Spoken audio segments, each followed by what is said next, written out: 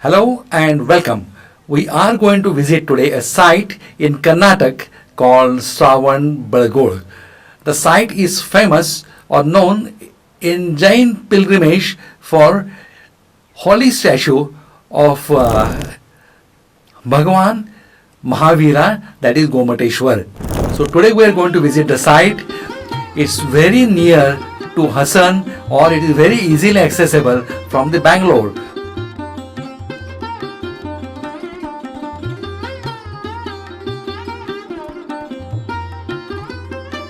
So here we reach the site.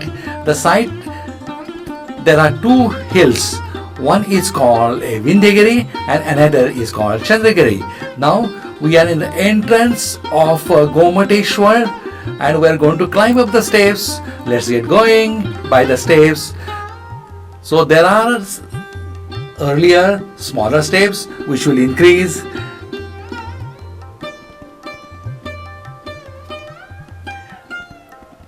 This statue in Karnataka was built in 1432 by Veer Pandya Bhairarasa Odiyar of Santaran dynasty.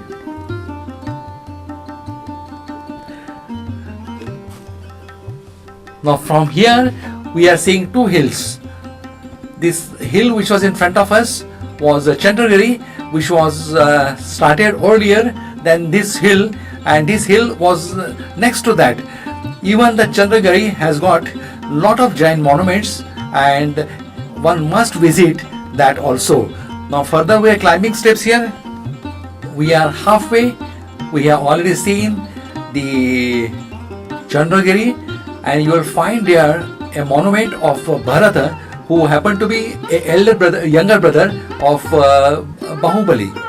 So Bahubali and Bharat both were brothers of each other. It is true that there are steps to go up, but for those who are senior citizens or who has got difficulty in walking, the palanquins are also available, and if you can observe, we had 3 rows of steps. The central one was reserved for palanquins which were carried by 4 people, and those who also cannot climb has got their convenience so that they can go up. Now we are going to climb up 700 steps. We are at midway. So let's get going. We are going now up, and what you are seeing is somewhere midway.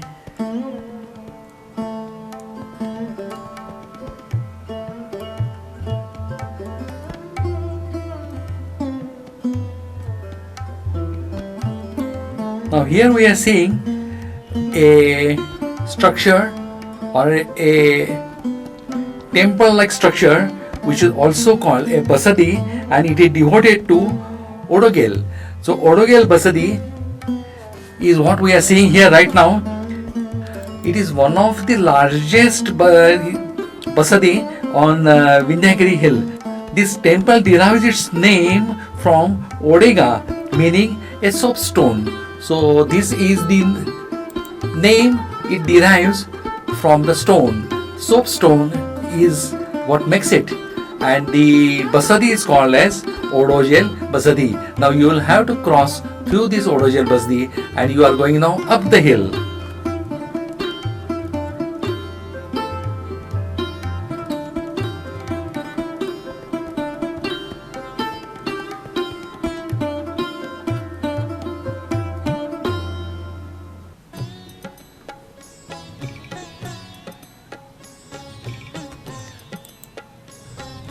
We have come to the midway, and here we are finding 3 shrines. Now the first shrine or first basadi is by the name of Shantinatha. So this is a Shantinatha basadi. Let's have a close look up. You can worship here, and we can go to the next shrine.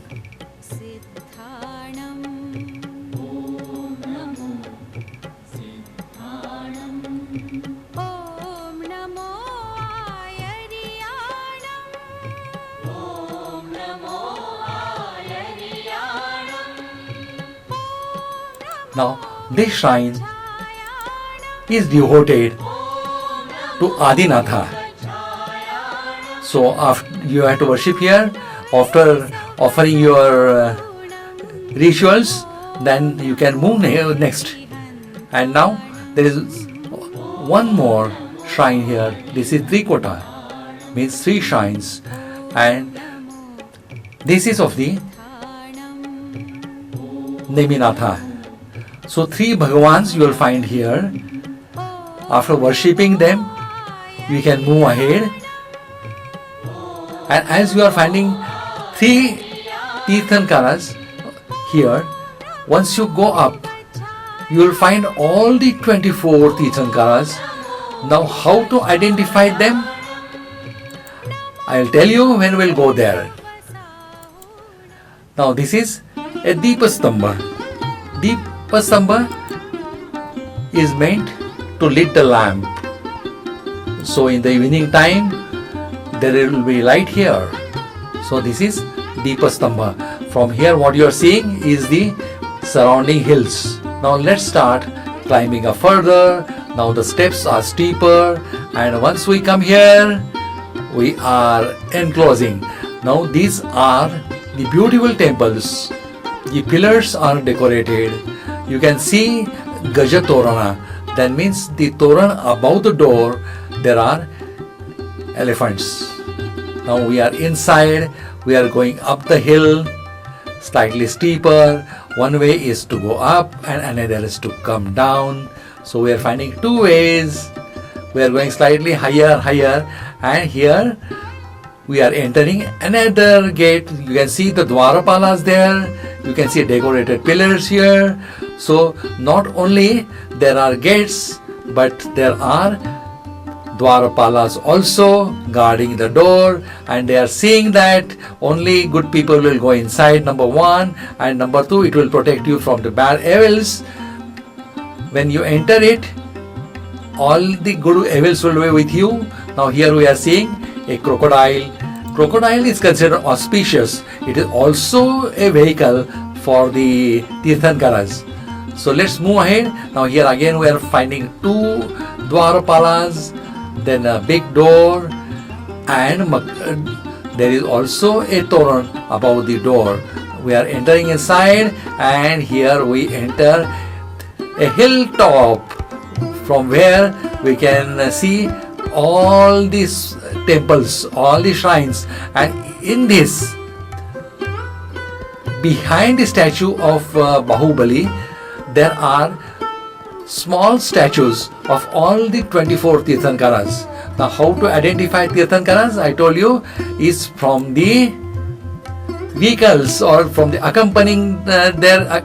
You can identify the Tirthankaras from the accompanying animals. So whichever is the animal, you can accordingly identify the Tirthankaras. Now from here we get a sight of the giant monolith statue of Bahubali. Now let's see the surrounding. From here you can see you are on the hilltop, so you can see here many important things. One thing is of course, Chandragiri. Chandragiri is another important mountain where there is a idol of Bharat. Bharat was the younger brother of Bahubali. Now you can see here one lake also. It is very important to have a look at this lake. This lake was here before the statue of Bhagwan Mahavira was created, and the name Shravanbalgol is derived from this lake, which itself means a lake with white water. So it was considered to be one of a very pure water or very clear water or a very holy water lake. So it is important to see a lake here. Then Chandragiri. Right now we are on the Vindhyagiri, that is the statue of Bahubali.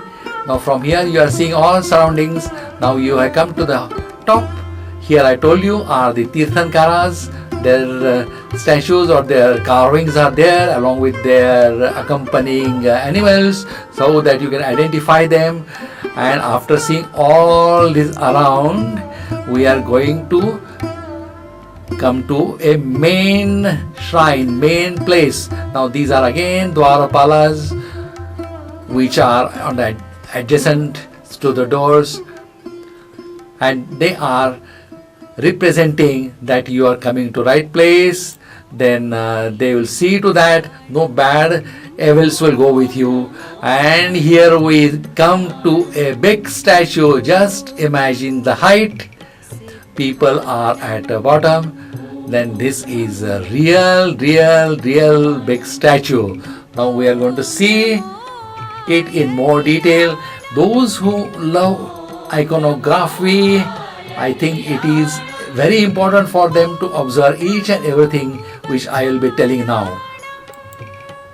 This is considered to be world's largest freestanding monolith statue till 2000. Before that, there were no parallel examples. Now Gomteshwara statue is 57 feet in height. Now once we are observing it, we have already come up more than 600 steps. So after you come to certain heights, you start getting your mind free of all the things, and once you see the statue, you totally get introverted. You start forgetting one after another whatever is in your mind, and you are purely with one thought. You are seeing a peace, silence, and a happiness which words cannot describe it. If you cannot see it, then close your eyes, get introvert. The statue, a calm face of Gomteshwara come in front of you, and it will give you a message of peace, message of mercy, and it will get you out of all the worries. Now if you want to make abhishekas, you just cannot enter inside. There has to be a different dresses which you will have to change, and you will have to wear a holy pavitra, that is the auspicious dresses, and then only you can go inside. Now these what you are seeing is on either side, they are yaksha, and they are in a mood, or they are having something in their hand by which they can worship Lord Gomteshwara. But they hardly know that the idol they want to worship is least interested in any of such things. And being aware of all these things, they are also keeping little distance from the statue. For any of the jinas to worship the qualities of re-initiation of the world is important. The acquisite of undisturbed harmony with infinite identity of the liberated soul with the peace everlasting from these images is something to be experienced and cannot be described with the word. Though it is constructed in 1981, as on today also you can see the expression on the face which are very important for me. It's a peace and calm, and also you can see a grace and poise each on the sculpture of the big scale. Though it's on large scale, the proportion, identity, expressions are something beyond description. And amazing to see such a grace and poise on the face of such a large scale idol, which truly reflect the idea of great strength. Look at his shoulders. He is broad shouldered. That means he is a very strong person. And to mind well, he was a Chakravarti. Chakravarti means king of kings. He had all the things with him.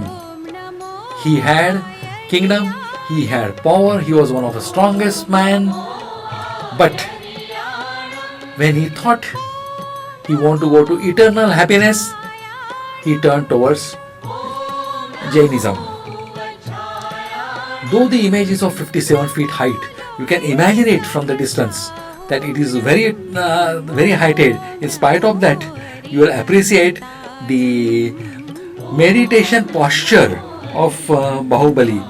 Now this meditation posture is very important because he is motionless, then he is in standing still, which is called Kayotsarga. So the Kayotsarga posture is one of the most difficult posture for a meditation, and because he is standing for a long time, what you are seeing is a climbing of veins on his legs.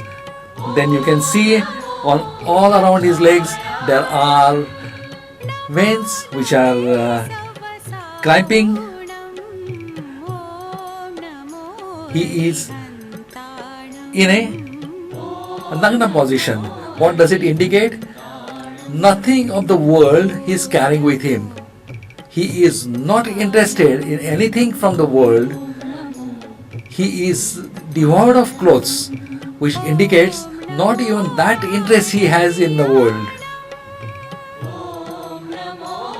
He has got curly hairs or the curly ringlets and large ear. Large ear is one of the sign of intelligence, and it is always seen in the people who reach or who goes to the height of spiritualism. The facial features are perfectly chiseled with a faint touch of smile at the corner of his lips. Now these are the yakshas, companies which are offering their services, but our God has got no interest in it. There are certain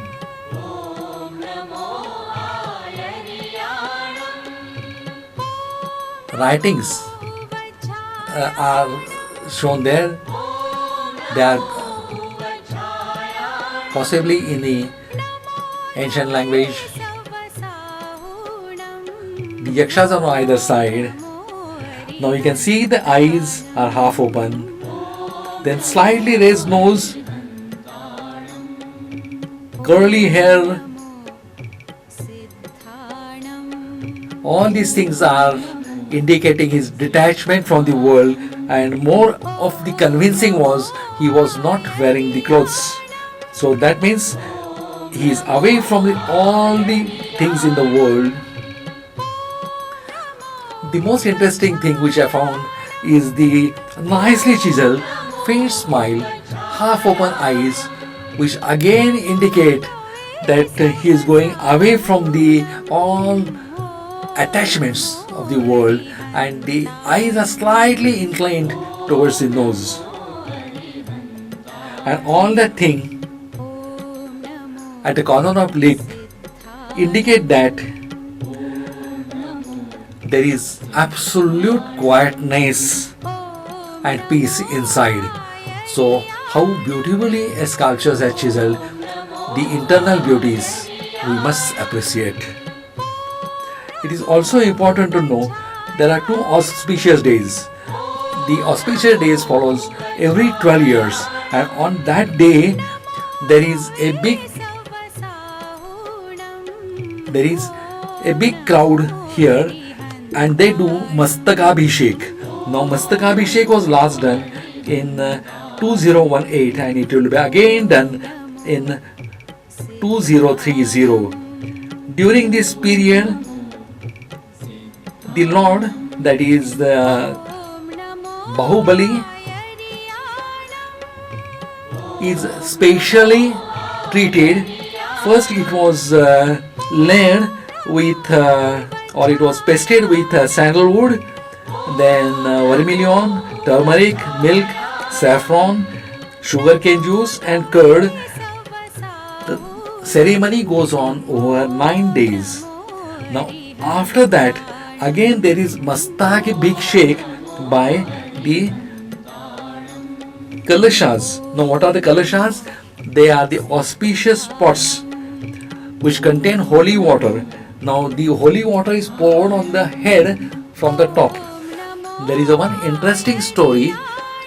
You will know it when you see one statue of an old lady in all these things. When first Mastabhishek was going on, the water, curd, milk, whatever was poured was coming only up to knee, but it was never falling down. Now everybody was thinking, what exactly has happened. Then one of a senior Jinas realized that there is one or somebody in the crowd which has not given Mastaki Abhishek. So what he did was, he asked everybody, requested everybody, if anyone has not done it, kindly let us know. So they found that one old lady was holding a coconut shell in her hand, and that was containing milk. So immediately she was honored to pour that milk for Mastabhishek. The moment it was poured, the flow of all the milk, water, curd, sugarcane juice, honey, then turmeric, saffron, they started falling down on the ground. So that indicates love of Bahubali for everybody in the world, no matter poor or rich. The honor was given to a poorest lady, but still, because of her, everybody's worships were fulfilled. So real greatness. And after remembering all these things, what I request is, sit in front of the idol, look at the face, see the expressions, then close your eyes. I am 100% sure same face of calm, quietness, happiness, contented, which is not having interest in the world, will come in front of you, and you start realizing the eternal happiness and internal peace. Do experience it. Thank you, goodbye, and take care.